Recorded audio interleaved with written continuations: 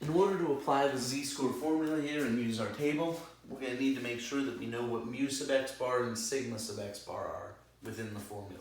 So the larger formula really just says z equals x bar minus mu sub x bar divided by sigma sub x bar.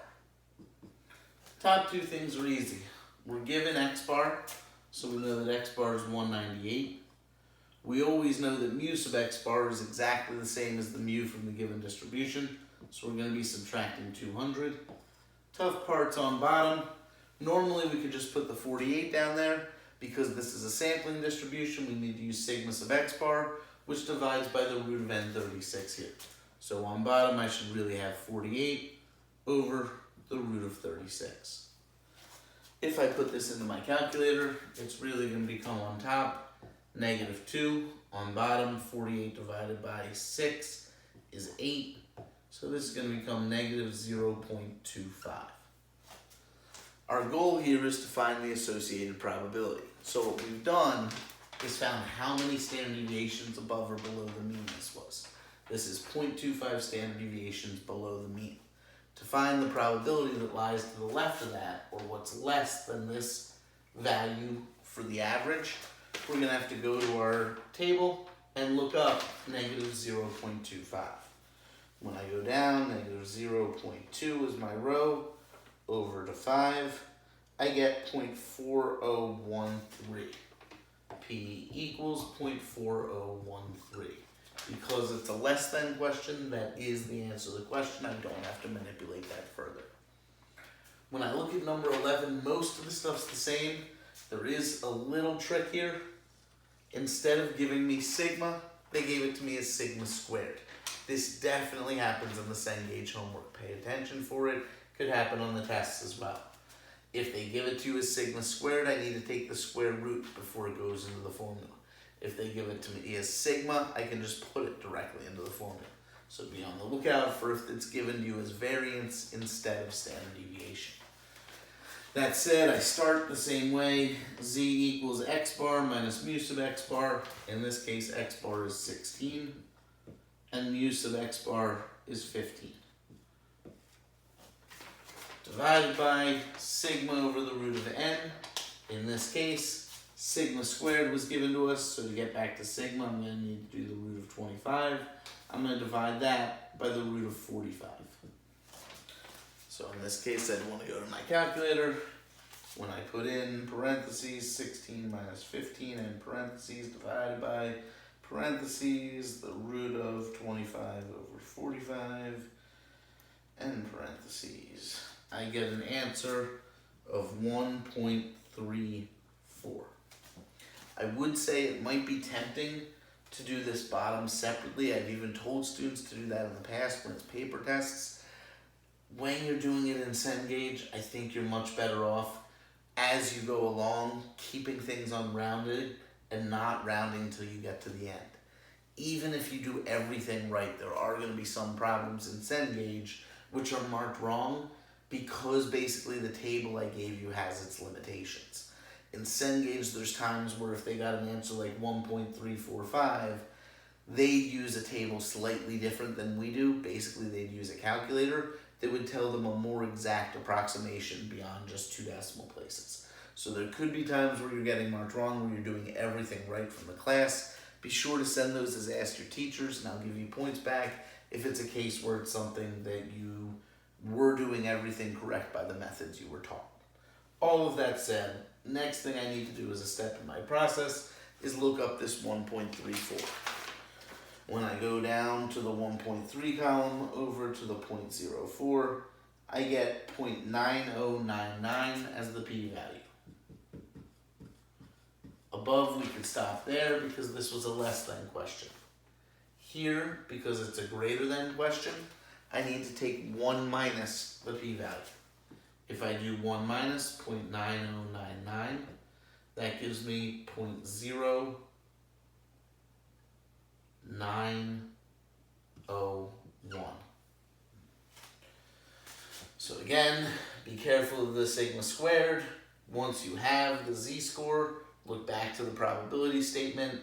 If it's a less than, that means you can just use the probability from the table. If it's a greater than, you have to do 1 minus.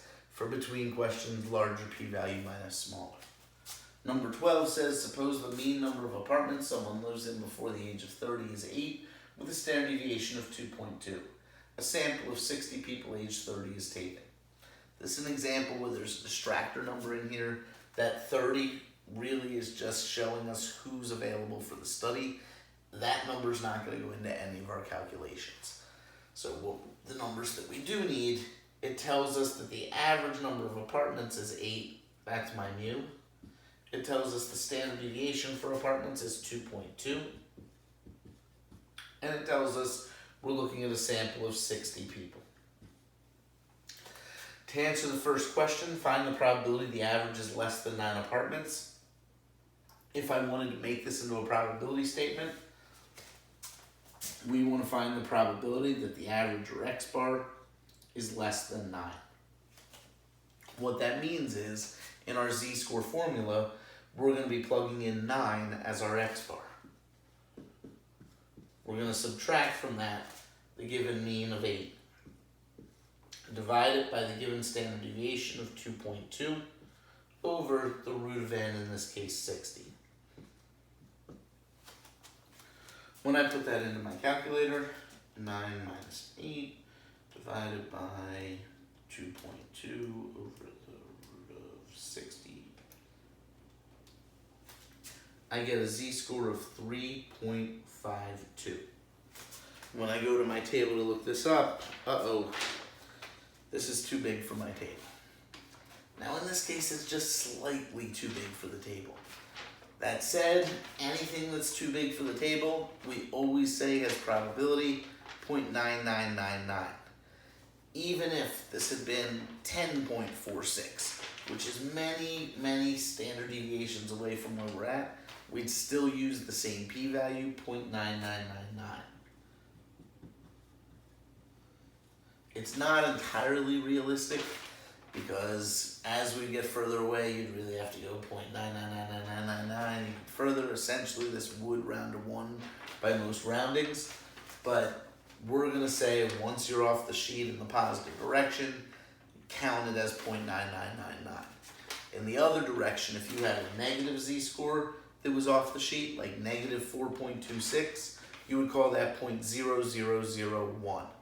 So off the sheet in negative, 0.0001. Off the sheet in positive, 0.9999. Since this was a less than question, we would stop right there. The probability that the average is less than 9 apartments, if we're looking at 60 people, is 99.99% of the time we expect it to be less than 9 apartments. For part B, we're going to do the same setup, just putting in 6 where we had 9. Z equals 6 minus 8 over 2.2 divided by the root of 60. When I put this into my calculator, it gives me a big negative number. Specifically, I get negative 7.04.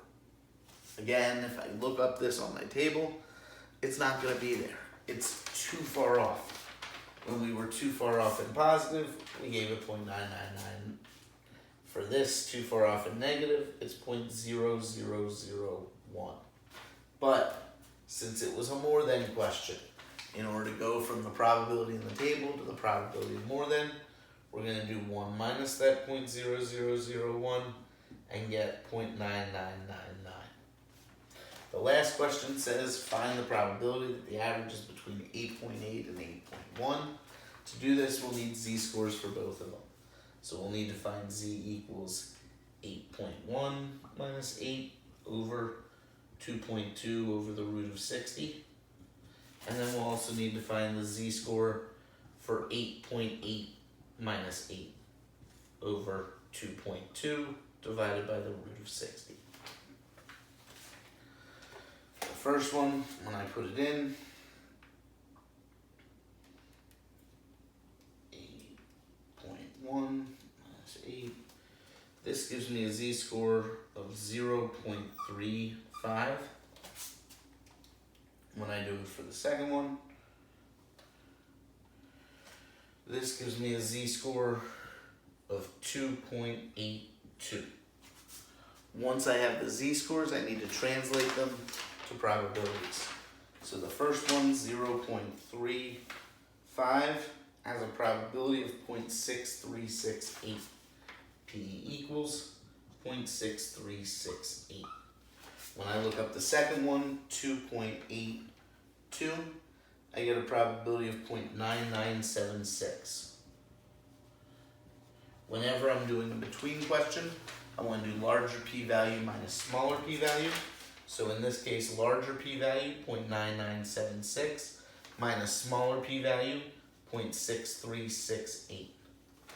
When I put that into my calculator, 0.9976 minus 0.6368, I get that to have a value of 0.3608, which is the correct final answer to this last part of this question.